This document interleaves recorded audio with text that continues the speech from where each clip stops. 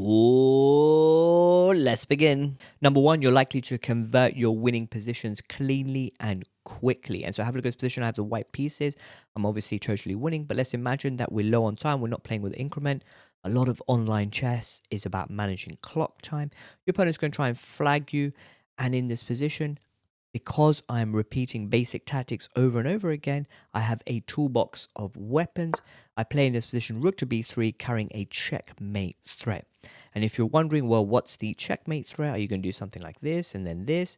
Then that is proof that you are not doing enough repetition of easy tactics. For the rest of you who are doing your tactics puzzles the whole time, you know it's all over after a4 because it is a simple mate in 3. You've seen this before.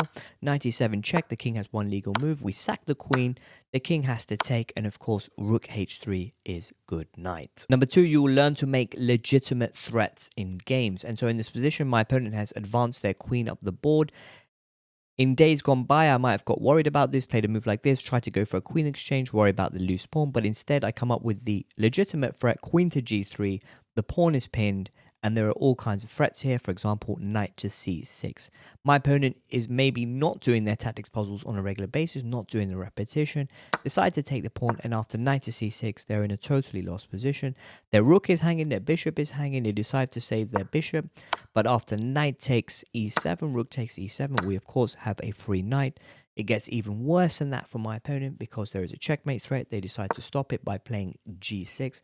And of course, we take the rook and we go on to convert the game. Now on chess.com, I have a peak rating in Rapid of 1897. And what's interesting about my account is that I've played less than 700 Rapid games, about 500 more on Lichess, a few hundred on a test account.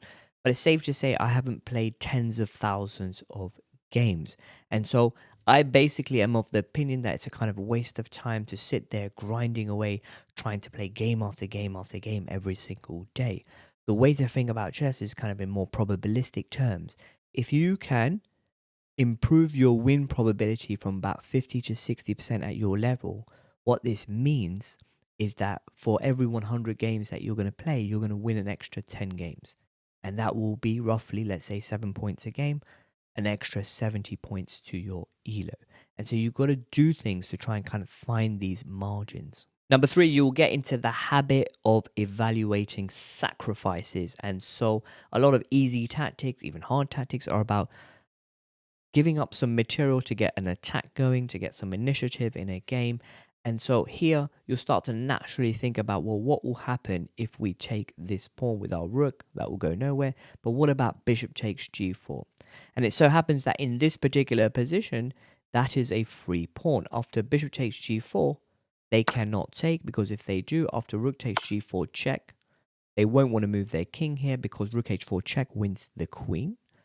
And so most of us will play a move like king to f1, but we're going to play rook h4 anyway, and now their queen is hanging, but also their rook is hanging. And so it's a dead loss position for white. If they play a move like bishop to g5, we can go ahead and take their queen. If they take our queen, we of course can go and take their rook, and we are in a completely winning position. Number 4, you will find defensive moves in your games. And so I think one of the major differences between, say, 1500s and 2000s online is that although 1500s can attack like 2000s, often 1500s will just crumble under pressure. And so here, after g takes f5, in years gone by, I definitely would have tried to move my knight, maybe knight h4 or knight h8, which looks really, really awkward. And instead I realized, because I'm repeating basic tactics over and over again, that there is this. And so if they were to take the knight, we would take back with check, and of course win our material back. And so in this position, coolly play rook to c6.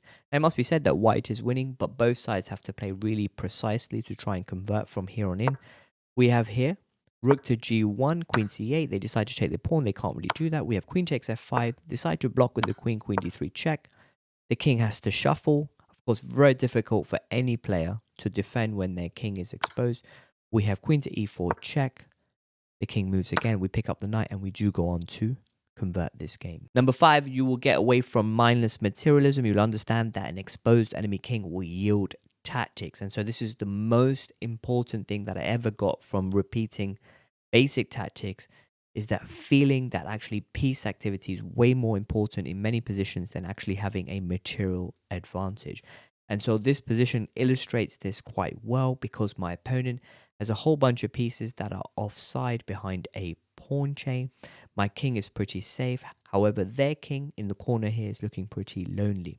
And so in this position, I coolly played this move h5, which turns out to be the top engine move, offering a pawn, thinking, well, yeah, they can take my pawn, they'll have a material advantage, but it is totally meaningless because it's going to open the lines to the enemy king. And how will defenders get there in time? And so we have here takes, which my opponent shouldn't do, queen c2 check, f5, e4, f4, e5 discovered check, queen g6, and we're in. And it doesn't matter who you're playing now, it's going to be very difficult for them to defend.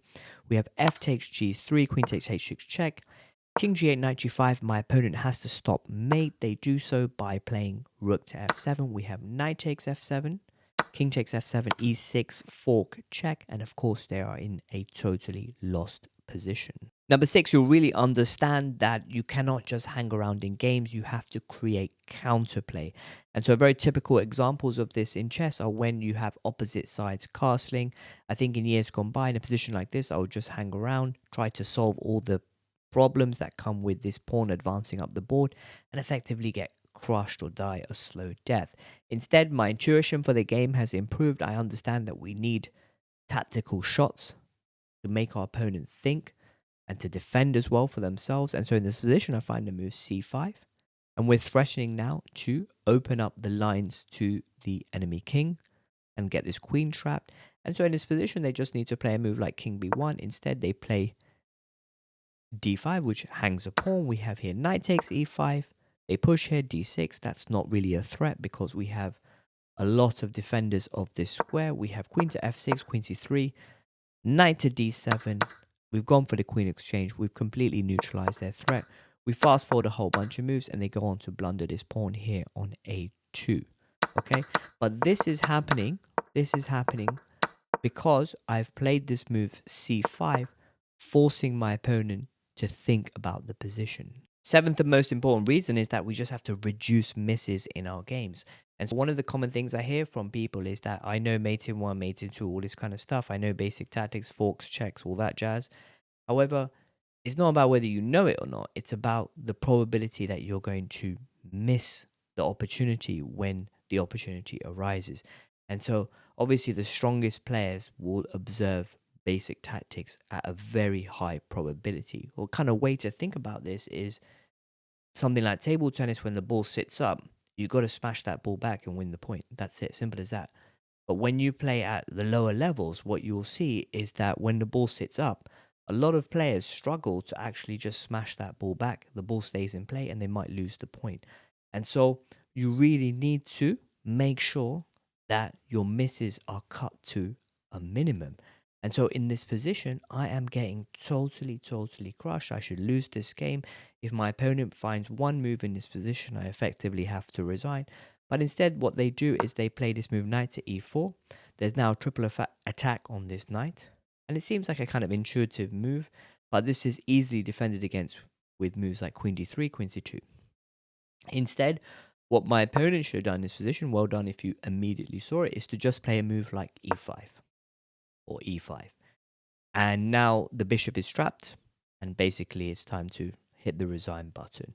And so if you didn't see this immediately, and you were thinking also about knight to e4, if you didn't see e5 straight away, then this is a kind of telltale time that we need to keep training ourselves with the basic tactics. Remember, your 15th rapid game of the day is a total waste of time, most probably. Either analyze your previous 14 or go and do tons of easy tactics. If not, go check out what Vladimir Kramnik is saying on X. That's it, bye.